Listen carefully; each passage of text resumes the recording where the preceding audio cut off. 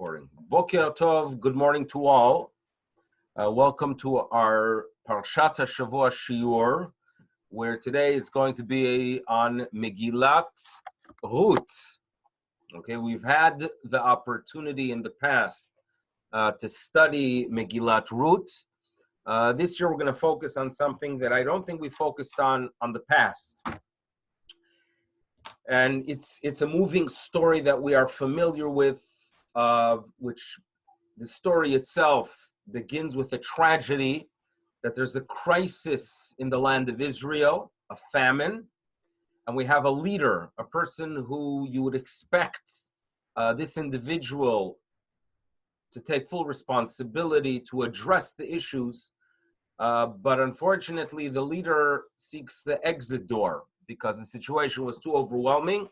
So this leader, Elimelech, packs out of the land of Israel with his family, arrives in the fields of Moab. He dies. His sons marry women, Orpah and Ruth. They most probably went through some form of conversion. The rabbis tell us that these were no average people. These were great people. So to accept that this was just a fellow falling in love with a non-Jewish girl is not exactly the way we view it, but rather the children of Elimelech, a leader of that generation, most probably performed some kind of conversion to these young women. However, it was not a complete conversion because we find that one of them returned back, but Ruth makes the difficult journey back with her mother-in-law after the passing of her husband, makes her way into the land of Israel with complete, into poverty. And nevertheless, she's concerned about the welfare of her mother-in-law. She's concerned about the welfare of her husband according to tradition because she didn't demand too much after his passing. And also eventually her willingness to marry a relative because she understood that that is beneficial for the soul of her departed husband, indicates that we're dealing with a very special person. Ruth is about chesed. And therefore, in the past, we focused about how chesed was lacking within our nation, because this Megillah starts off with a person who walks away from his responsibility and opportunity to perform chesed. Ruth, on the other hand, knows very well that Judaism is about concern for others, and therefore she takes the difficult journey, but merited that here we are, 3,000 years later, reading and being inspired by this young lady, Ruth. Now, the marriage that takes place at the end of the book, the marriage between Ruth and Boaz, which produces eventually a descendant of hers, is King David. And the impact of King David we know very well because that's who we are today. And we're waiting for another descendant of Ruth in the figure of the Messiah. This marriage was, according to tradition, a benefit for the soul of her departed husband because she was linked to this individual. And there is a concept which we study in the past known as yibum, where when, God forbid, a person dies and there's no children and marries a brother, it's like a continuation of the soul. There's continuity. And that is an act of kindness for the woman to be able to marry someone for the sake of continuity. This is something that Ruth is doing. What we're going to focus on today is on the person, the individual, who did not desire and was not interested for some reason to marry Ruth. In other words, Ruth's husband, Machlon, dies. According to their understanding, there's a benefit for a relative to marry Ruth for the sake of continuity. The closer the relative to Ruth, the closer the relative to Ruth's husband, the better it is. Now, Boaz is a cousin of Machlon. there was actually an uncle who had the first right. This first right included redeeming the fields of Naomi. But what's relevant for us is that this relative, had the first right to marry Ruth. But in the 4th chapter of Ruth, he seems not interested. He has a concern. And that's what we're going to go ahead and study right at this point, if you do see it, I hope. And we're going to go ahead and study the beginning, a few verses from chapter 4 of Ruth. And it addresses the fact that Boaz recognizes that before he marries this young lady, and he is interested in doing it, he has to go ahead and get, number one, approval from that relative who had the first right. And number two, if this relative, for whatever reason, is not interested, he has to transfer the right to Boaz. The right has to be transferred. So let's go ahead and study verse 1 of chapter 4, that Boaz makes his way ala hashar. He goes up to the gates, the gate of town where there are judges and they address issues. The shar was actually the location where you had administrators for the city, and they would determine things, including, for example, the prices for wheat. And therefore, even in modern Hebrew, when it talks about a currency, for example, and you want to know about the price of something, it's called the sha'ar. So sha'ar relates to gate, and it relates also to prices. So now he goes up to the sha'ar, vayeshev sham, and he settles there. And here, vehinan, behold, the goel, the redeemer, the one who had the first right of redemption of a field, as I mentioned, but what's more important is the individual who had the first right to marry this young lady. And he says to him, sit down. And what is the name of this individual? Ploni Almoni, not his real name. The word Ploni Almoni in Tanakh relates to something that is concealed. The name is concealed. Why is the name concealed? If the book and the author of the book was familiar with every single person in the mishpacha, why does he decide to conceal the name of this fellow? Well, it appears that we don't want to focus on the negative, and we don't want to associate his name with something he lost out. The individual could have married the most righteous of women, right? Could have done a tremendous act of kindness by redeeming a soul of a relative. But this individual is going to be remembered as John Doe, as Ploni Almoni. Now, when Boaz turns to Ploni Almoni, and he says to him, listen, we have an opportunity here. There's a redemption that's needed. Your nephew married a woman. She's righteous. She converted. Her husband died.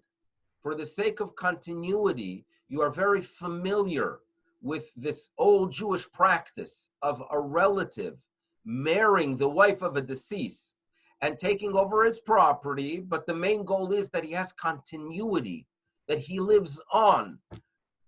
Mr. Ploni Almoni, you have the option, says Boaz, to go ahead and do so. And he says, I'm not doing it. Vayomer, and he said, Hagoel, this person who had the right to redeem, says, Lo uchal ligoli, I can't do it. I can't do this redemption. And as we'll see soon, he transfers that right to marry Ruth. He transfers it to Boaz, and Boaz marries her. And the reason presented by this individual why he couldn't marry Ruth, pen ashchit, because I might destroy or damage et nachalati, my inheritance, my future generation. My future generations, This is the Rashi reading, as we'll see soon. Future generations of mine will be damaged, perhaps, by this marriage. And therefore, if you want to do it, Boaz, Ge'al lecha ata, you do it. Ki lo uchal ligol, I can't do it. Now, what was his concern? Ruth is a magnificent young lady, right? All the qualities you want, right? Righteousness, a willingness to marry someone older for the sake of the soul of a departed husband. Why does this Ploni Almoni, which according to tradition he had a name called Tov, but that's not what's relevant right now. This Ploni Almoni, why is he rejecting it? So, Pen Ashchit et Nachalati, in reference number 2, Rashi quotes this verse, Pen Ashchit et Nachalati, and he notes that it might cause damage to Zar'i, to my descendants. Latet Pegam Bezari, it might cause some kind of pagum, a damaging impact on my descendants. Why, we are asking? So there's a pasuk in the Torah that tells us that you should know that near the settlement of the Jews in Eretz Israel, there were nations that were actually mishpacha, descendants of Lot. One of them were the Ammonites. The other one were the Moabites. And it appears that their behavior at the time of our ancestors' departure from Egypt was not the way it should be. And therefore the Torah tells us, Lo yavo, this is a quote from a pasuk, Lo yavo, Amoni uMoavi. A Jewish woman should never marry an Ammonite or a Moabite. They are rejected nations, meaning we as Jews have to retain an identity, and an identity is retained when you keep away from those who have traits that are problematic, and therefore the Torah tells us, right, stick to your own people, don't marry them Ammoni and Moavi. So therefore, Ruth, being a Moabite, was from one of those rejected nations. So therefore, this Ploni Almoni says, I am not going to marry a woman that's going to cause damage to my descendants, because the Torah tells us, Lo yavo Amoni uMoavi. The Torah prohibits us from marrying into those people, and therefore I'm going to avoid the marriage. If you feel it's okay, fine, gesundheit. You know, you got a heter, gesundheit. I feel that this is a problematic marriage. Ruth is not acceptable. It's going to cause damage to my descendants. And Rashi points out that you should know that this fellow is very frum, right? A big machmir. Vita'a, but he made a mistake. Because if you look carefully at the text, Rashi points out, based on rabbinic sources, the Torah only prohibits the males of those nations. Ammoni, the Torah tells us, avoid the Ammonite, only the male, velo Ammonit, the females of these nations are not a problem. Okay? This is what we are told. Now, where does Rashi get this? Rashi, when he writes a commentary on a book of Tanakh, he obviously got his sources from the Talmud.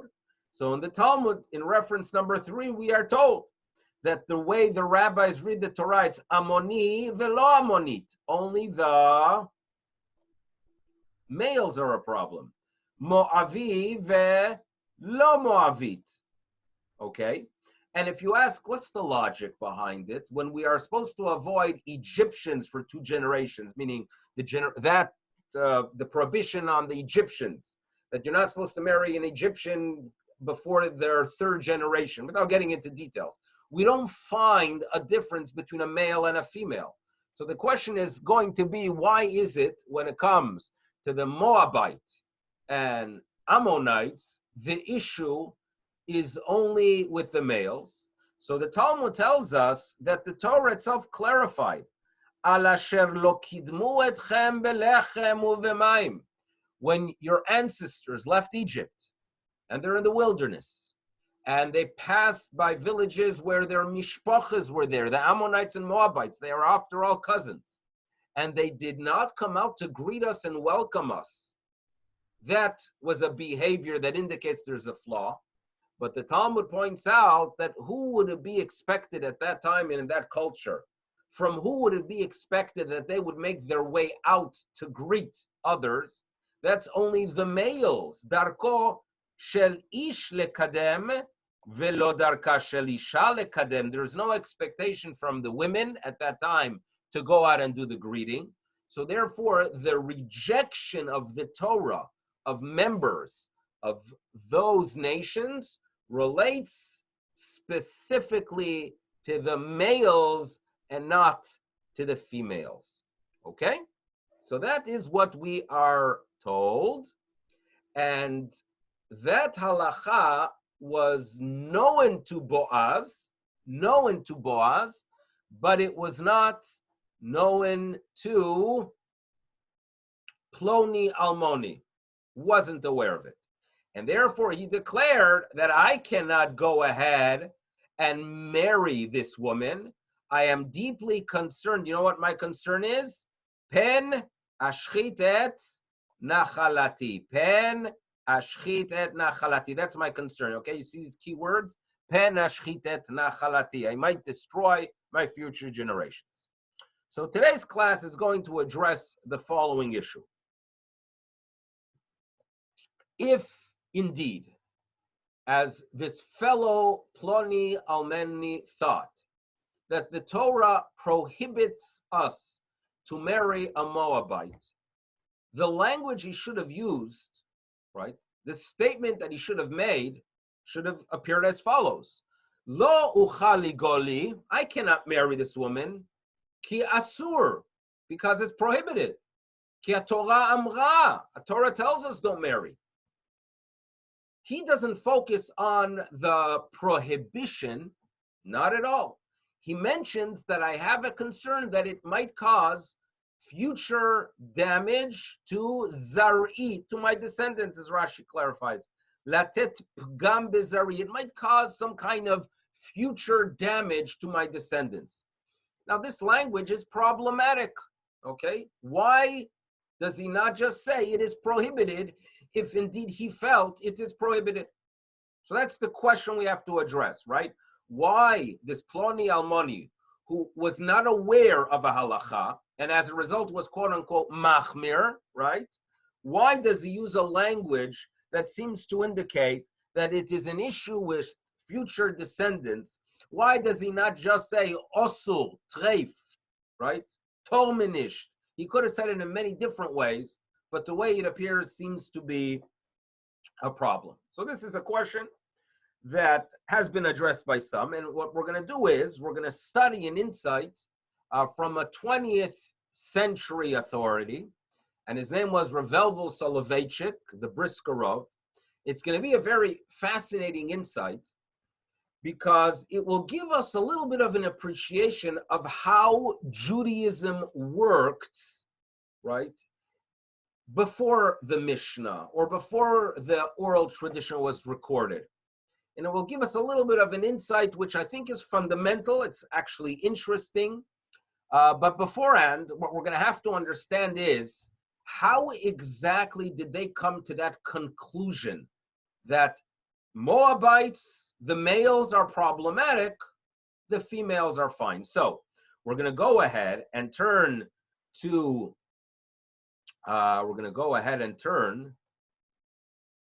reference number 4. You see reference number 4? Let's turn to reference number 4. Okay. Reference number 4 is from an early 13th century text, Rabbi Moshe of Kusi, a French rabbi. And this French rabbi gives us a summary of all the mitzvot. In it, we learn a lot of information of how he learned the Talmud. And here he's going to share with us the law that we are familiar with, but add a very important detail. He tells us you should know, when it comes to the Moabites and when it comes to the Ammonites, hanekevot, when it comes to the females, mutarot miyad, they are immediately permissible, meaning no issue at all. kishar umot, just as we welcome converts, and we are proud of our converts as Jews. And we don't reject them one iota, but rather love them and welcome them. The same applies to the females of the Ammonites and Moabites. And he notes, Vechen kiblu, this is a tradition that goes down to the Betin of Shmuel Aramati of Shmuel. And you should know that Shmuel had a tradition that dates back to Sinai. Vehu kibel davar zeh halacha leMoshe meSinai. Remember those words, that this reading of the text, that the Torah only prohibits the males and not the females of the Moabites, is something that dates back to Sinai. That when the Almighty himself communicates with the people of Israel through the text of the Torah, he also gave them information orally, how to read that text. Included in that oral tradition and that oral information was the fact that the issue with Ammonites and Moabites relates specifically to the males, Ammoni velo Ammonit. Okay, that's what we are told. Ammoni velo Ammonit, Moavi velo Moavit. Vehatam, and if you ask why, so as the Talmud tells us, because the Torah tells us, Asher lo kidmu etchem belechem uvemayim, because they did not welcome you with lechem and mayim. So what you have up until this point is that there was an oral tradition that gave a green light for the females. For whatever reason, Ploni Almoni was not familiar with it. He was not familiar with it, which is something that needs clarification as well. So now, to really appreciate and address the issue of the language of Ploni Almoni, why does he say that this might cause harm to future generations? Why does he just not say that this is prohibited? Why does he indeed do that? So now we're going to go ahead and read some words from Rab Yitzchak Zev Soloveitchik, the Brisker. And this is a little bit detailed, but I think it's important enough that we should try to focus and appreciate his message here. He tells us you should know, Bet Din Hagadol, the great court in Jerusalem, right? Bet Din Hagadol. Haya kovea uposek halacha al pi bet drachim. There are two ways the courts in Jerusalem would go ahead and determine law. You know that in Judaism, we understand very well that there is a need to adjust our practice of Torah mitzvos. A Judaism that was given 3,400 years ago and does not have the ability to make adjustments does not survive. That's what we believe. Even the most orthodox person has to accept the fact there is a need for adjustment. And you should know that the body that was given the right to make such adjustments has tremendous flexibility. It's not an option to do anything, but there's a lot of flexibility. However, unfortunately, we no longer have such a body. And that's when we talk, and when you turn to God Almighty in your prayer, that Hashiva Shoftenu Kavrishana, the Almighty, return a Sanhedrin, it will do so much good for Judaism, because we're going to have a unified location where the adjustments are made, where the rabbis are in tune with the needs of the generation. And when they realize that there are things that are overwhelming them, they tell people no longer I need to do it. When they sense that there's an area where we are extremely uncareful, they're going to go ahead and put a fence. We need such a body. And we unfortunately have to function for the past 2,000 years without it. But now we're going to study the limitation of such a body. So comes the Brisker Rav, comes Rav Elvo Soloveitchik, and he says the following, that there are some halachot, there are some practices that we Jews do that are not recorded in the Torah, We do them because it's nimsar beKabbalah. It was handed down as a tradition, mehalacha leMoshe meSinai. In other words, when the Torah tells us that on the first day of Sukkot, you take a pre-etz hadar, you take a beautiful fruit, a beautiful fruit. So now imagine one day there was a big problem getting etrogim, a major problem that the Italian merchants raised prices. So the Sanhedrin gets together, and one of the rabbis says, you know what? I have an idea. The Torah, right, and this is in a Sanhedrin, a functioning Sanhedrin, the Torah does not tell us the name of the beautiful fruit, meaning the Torah never mentions an etrog. All the Torah tells us is that on the first day of Sukkot, you shake a beautiful fruit. I personally believe that the mango is beautiful. I love mangoes, right? Mangoes are good. They're good in smoothies. But I also believe, says this rabbi, that mangoes are just have this beautiful appearance. They're green, they're red. So let's take a vote today and adjust the law. That from now on, when we read in the Torah, pre-etz hadar, it's not going to refer to the etrog, it's going to refer to the mango. It won't work. You know why? Because the etrog, being that fruit, that the Torah refers to it as a pre-etz hadar, is a what? Halacha leMoshe meSinai. That is not adjustable. Okay? And that is what the Brisker Rav tells us is category number one. Category number one of mitzvot are mitzvot that we link and are dated back to Sinai, and they are unadjustable. That's one. But then there's number two. And that's what he calls dvarim sheilmedu otam min hadin, things that are derived from one of the 13 midot she'atorah nidreshet bahen. In other words, if you know, there's a section in our prayer called Rabbi Ishmael. We say it every day, or at least when we were here in Shul, right before Baruch Shamar, and we would say that Rabbi Ishmael teaches us that there are 13 ways to go ahead and extrapolate law, right? Gzera Shava. There are different systems. In other words, the rabbis gave these, or the Torah itself gives these tools to the rabbis, and the rabbis have the ability to adjust the law. Now, when it comes to such laws that are not dated back to Sinai, but rather the rabbis came up with it due to a need,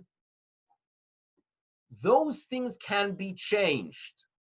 So therefore, says the Brisker of the Nafkamina, the difference between A and B, the difference between a law that is dated back to Sinai and a law that the rabbis came up with based on a reading into the Torah. So he says the following: if it is something that originates from the derasha of Yud Gimel Midot, if it is category B, Yachol betin echad lidrosh beofen acher velikvoa halacha beofen acher. They are adjustable. In other words, if the rabbis come up with some kind of drasha to go ahead and prohibit a specific item, rabbinically, okay? But then in future generations, they feel that this overwhelms them too much, they can nullify it, because due to the fact that they came up with it not based on a tradition that dates back to Sinai, but rather through a reading into the text, that is flexible. On the other hand, says the Brisker Rav, halacha kavua, something that is established, al pi halacha leMoshe meSinai, something that is established back to Sinai, I efshar lebetin echad listor achad. That is not changeable. Okay? And therefore says, and I'm not going to read it all, I don't want to overwhelm anyone, but what the Brisker Rav is telling us is that you should know that the mistake of Ploni Almoni was that he thought that this allowance, that this heter, to go ahead and marry a Moabite was something the rabbis came up with. And his concern was that since the rabbis came up with it based on a rereading into text, that could change in the future. So yes, perhaps today is permissible, but what happens if 3 generations down the road, they go ahead and change the reading and suddenly prohibit Moabites, even the females? So suddenly my descendants, who would be descendants of Ruth, would have a pgam, there would be a damaged status upon them. So therefore, says the Briskerov, Ploni Almoni was not concerned of violating the law. He knew very well that the courts established that it is permissible. The courts declared there is no issue with marrying a Moabite, period. But he made the mistake. He thought that perhaps the rabbis came up with it now. What he didn't know was that it was a halacha leMoshe Sinai. What he didn't know was that this is something that dates back to Sinai and is not changeable. And that explains his concern, but more than anything else, it tells us that his problem was he did not know that this information is linked back to Sinai. So you hear the idea, I think it's an important idea, that this Ploni Almoni simply made a technical mistake, and as a result of that, Boaz marries her, and we have the dynasty of King David. Now, with that information, I would like to say the following. You know, there's a beautiful, beautiful midrash in reference number 6. And I think it's the most fundamental midrash to walk into Shavuot, where Rab Zera points out, if you look at Ruth, it doesn't have laws of purity or an impurity. It's not teaching us laws of what is permissible and prohibited. And he asks the question, Velama nichteva? Why is this book of Ruth recorded? And he tells us, Lelamdecha, to teach you one very important thing. Kama sachar tov legomle chasadim. How great is the reward for people who do chesed. That's what it's about. Ruth is about chesed. Boaz did chesed for her, she did chesed for Naomi, and it's the way we walk into Judaism. Shavuot is that experience of our journey as Torah Jews. We celebrate the revelation. We as Jews know very, very well that a spiritual life is not one where we detach from society, but where we are concerned about society and we understand society, right? It's noted that the great Rabbi Yisrael Salanter, who traveled a lot, and in those days travel meant that he had to sit on wagons with peasants, so he became familiar with the different types of manure and feeds and different cow feed, because he knew that when he's traveling with peasants, he has to have conversation with them. It's not appropriate to sit on a wagon for hours upon hours and ignore people. So he wanted to become familiar with what their conversations are about, and therefore he talked about cows. And I think nowadays, I can tell you for myself that when I did kashrut 25 years ago in Buffalo, that I had to know how the Buffalo Bills were doing, because if you are interacting with people, you have to make it a pleasant, you have to realize that a spiritual person is not one that is detached, but does chesed.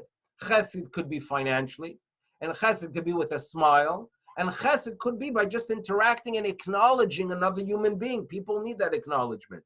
That is what Megillat Rut is to teach you. Welcome to Judaism. But this Judaism, right, when God Almighty revealed to us the spiritual realm, he wants us not to forget about the physical realm, how we interact with people. But there's one more detail in chesed that is fundamental. Just as a person could do chesed with his money and with his time and with their energy, there's chesed that could be done with Torah. In other words, if I study Torah, that's good, right? But if I don't feel a responsibility of teaching others, that's a lack of chesed, right? Many people, right, could reach very high spiritual levels and great knowledge in Torah by just focusing on themselves. That's not a Torah of chesed. Shavuot is not just about giving others physical, it's giving spirituality as well. And what we're going to go ahead and learn is the following. We learned now that this Ploni Almoni failed. He was a good person. And according to rabbinic tradition, his name was Tov. He was a good guy. And he probably sat and learned a lot. But due to the fact that he did not see himself as responsible for transmitting to the next generation, to teaching others, right? When you interact with others and you teach them values of Torah, and they are people that are younger than you, and you know that those values will be taught by them to the next generation, you are part of the most magnificent chain, because you are linking yourself back to Sinai. I myself have merited to be inspired by people who are no longer alive today, but because I live by it and I inspire others, I am part of the most incredible chain in the world. And a person has to feel it doesn't end by me. I have to go ahead and teach others. And if I don't teach others, I'm not fulfilling my job.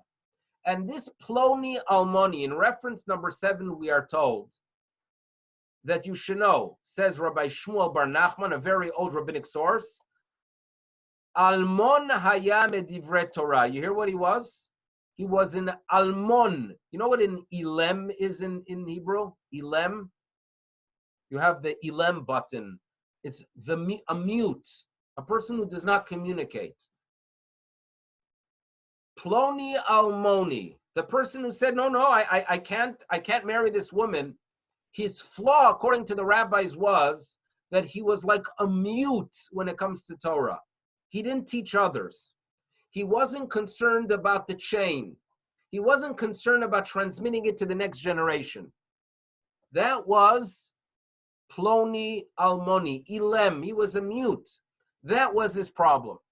And to compare him on the other end to Boaz, you know that Boaz was no average person, but in reference number 9, we are told that if you look through the book of Judges, one of the judges was a great, I shouldn't call him a fellow, but a great man by the name of Ivtsan.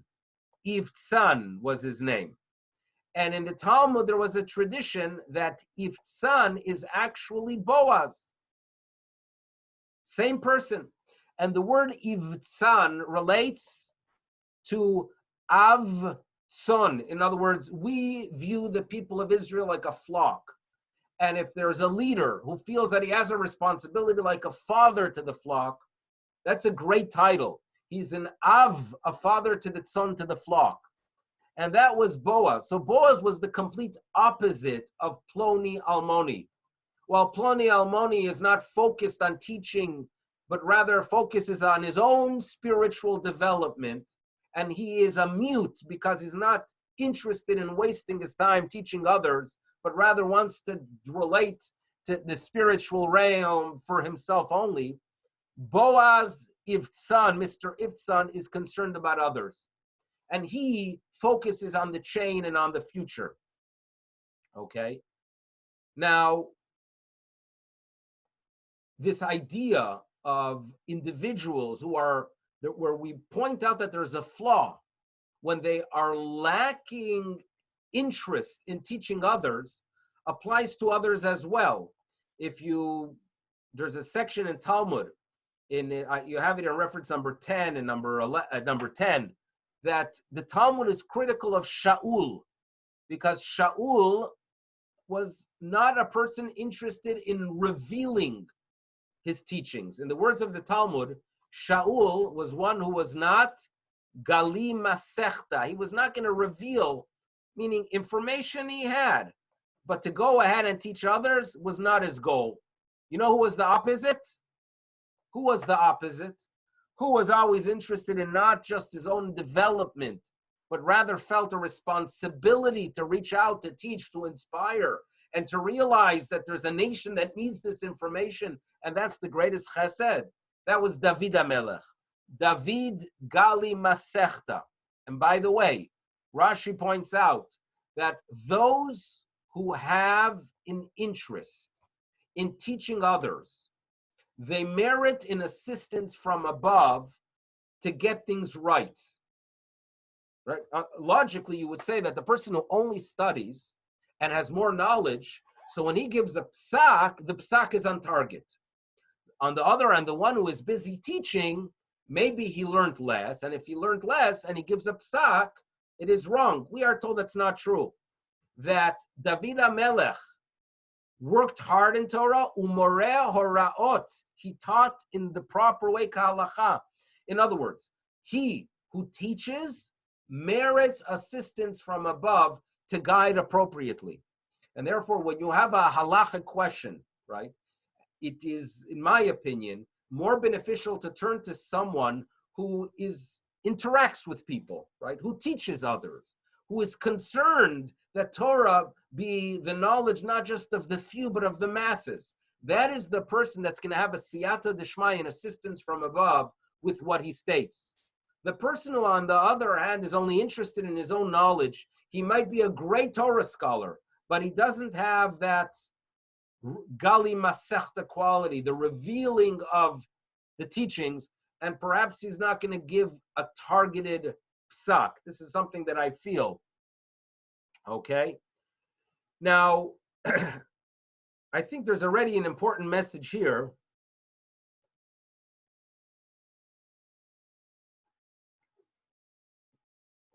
Yeah. Now, the bottom line is the David HaMelech behavior, the Boaz behavior, is what we focus on during this period of time of Kabbalat Torah. We focus on giving what we can to others. And I know many people, Baruch Hashem, financially are doing it. There are many people that are giving time and energy to make calls, to interact, and to touch others during this period of time. And my third message is, let's be inspired by the Boaz of the world. Let's be inspired by the King Davids, the David HaMelech of the world, who do what? When they have knowledge, they say, how can I reach out? How can I teach? How can I touch others? That is what Shavuot is about, right? It's not a selfish holiday of me being spiritual. It is a time to think about others. Now listen to the following insight. There are two words that come together that only appear twice in Tanakh. And if you ask me, how do I know that? So there are two answers I could give. I could first tell you the answer that's not true, that I know all of Tanakh well. Then there's the actual answer, which is I have a little thing connected to my computer, which is called the Bar Ilan CD, where I could do a search. And based on that search, I could go ahead and testify that specific words only appear twice. The two words we're going to focus on are holech vechazek. Holech vechazek. They appear only twice.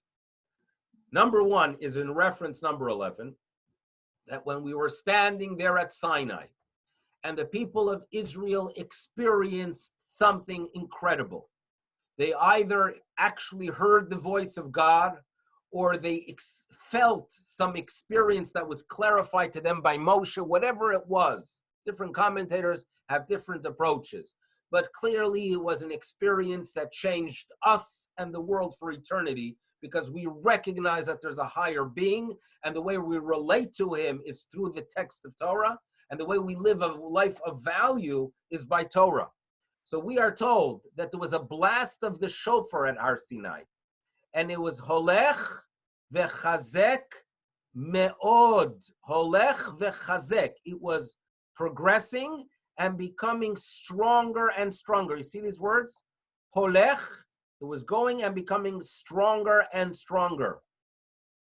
Usually when there's a shofar blast, even if you have an excellent Baal Tokea, like what we have here with Alan and Paul Olav Shalom, even the best, after 20 seconds, there's an understanding that the sound, right, the human does not have the ability to continue strengthening it for minutes upon minutes.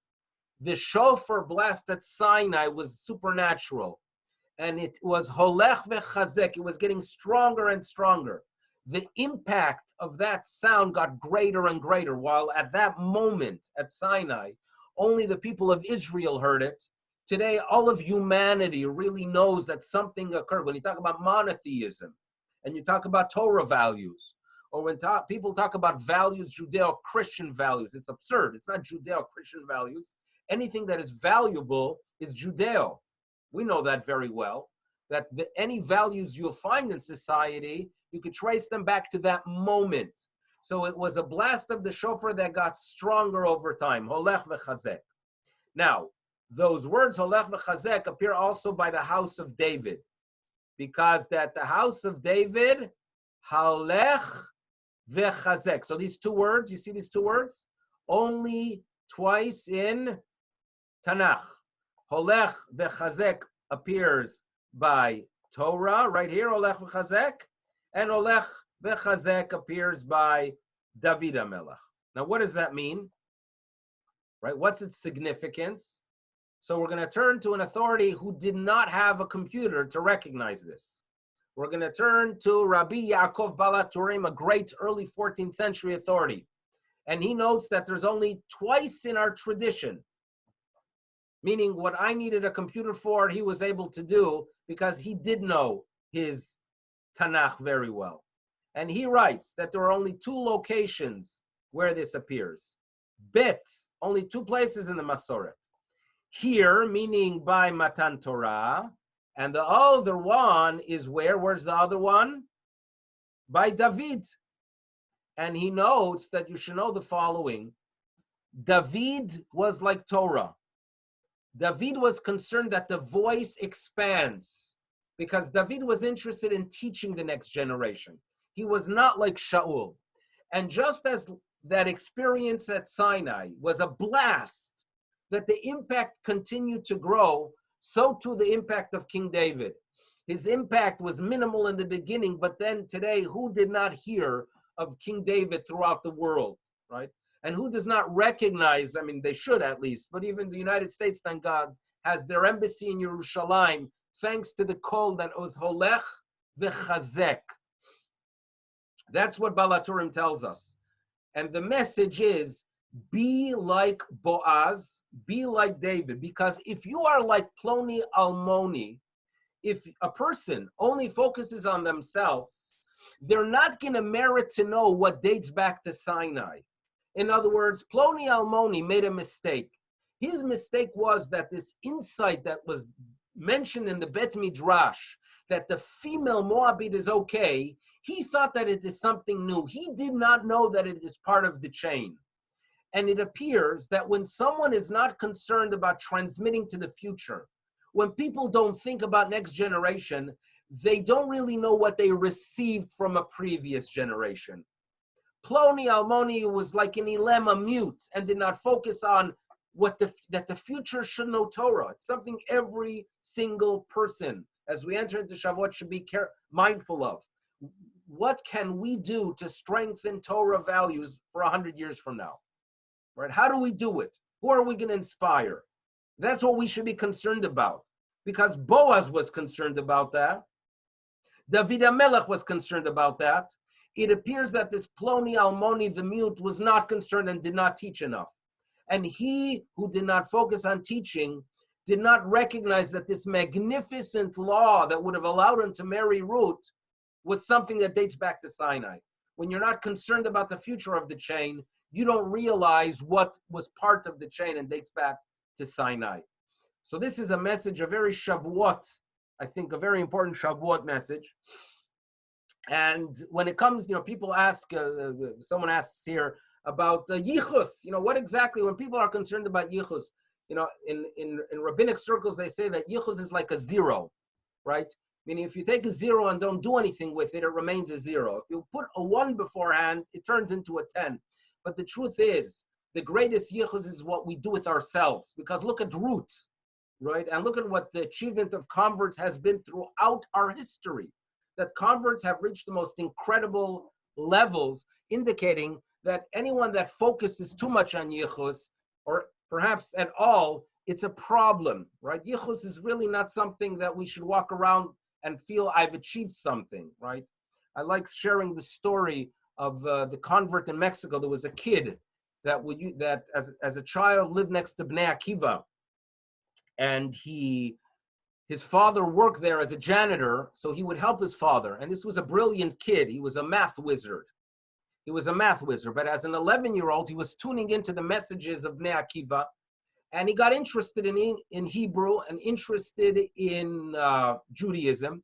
And he realized that his talents go beyond math because he started studying Hebrew. And eventually he started joining Bnei Akiva groups, and eventually made his way to Israel, and eventually he converted. He may now no longer be Bnei Akiva, became a Ger Chassid, but people now from Mexico, and I remember, I mean, he's an older person now, when they would go to Israel, they would go to him to be inspired, because this individual studies Torah 18 hours a day and really represents what Judaism is about, and he's a convert. Yichus he didn't have, right? He didn't have the Yichus. Achievement, boy, does he have. So this focus on Yichus, it is nice when it inspires you. And if you are a descendant of great people and you are inspired by it, great.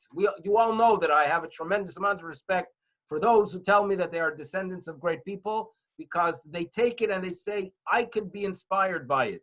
I'm a descendant of, I myself know, for example, that we have a family tree that goes back to David HaMelech. I know very well that if I stay in bed and don't do anything, it's worthless, right? But if I'm inspired by it at times, it's a good thing. So that's how Judaism views Yichus. David, could we say Holech is also saying that Torah is evolving, and developing like the second tradition of Okay. In other words, yes, Torah does evolve. That's a good point there. That is a very good point there. And that's what we have here. Okay. So we're going to end off again thanking our sponsors. I see Ken and Lisa. Thank you so much. And it should be indeed a schus for the young couple. And you know that I respect your yichus, Kenny. You know that because you do good things. You're inspired by the Gaon of Vilna. So we're not minimizing that. But to rely on that, we all agree that it's not the whole deal. And I'm going to also thank everyone for participating in this shir, because it is nice to have people give me the opportunity to teach a little bit. It's in your merit. So thank you so much. And we'll go ahead and what's supposed to happen here. Okay, so we're going to open up. We're going to unmute for everyone. First, I'm going to stop the recording. So have a good day if you are listening.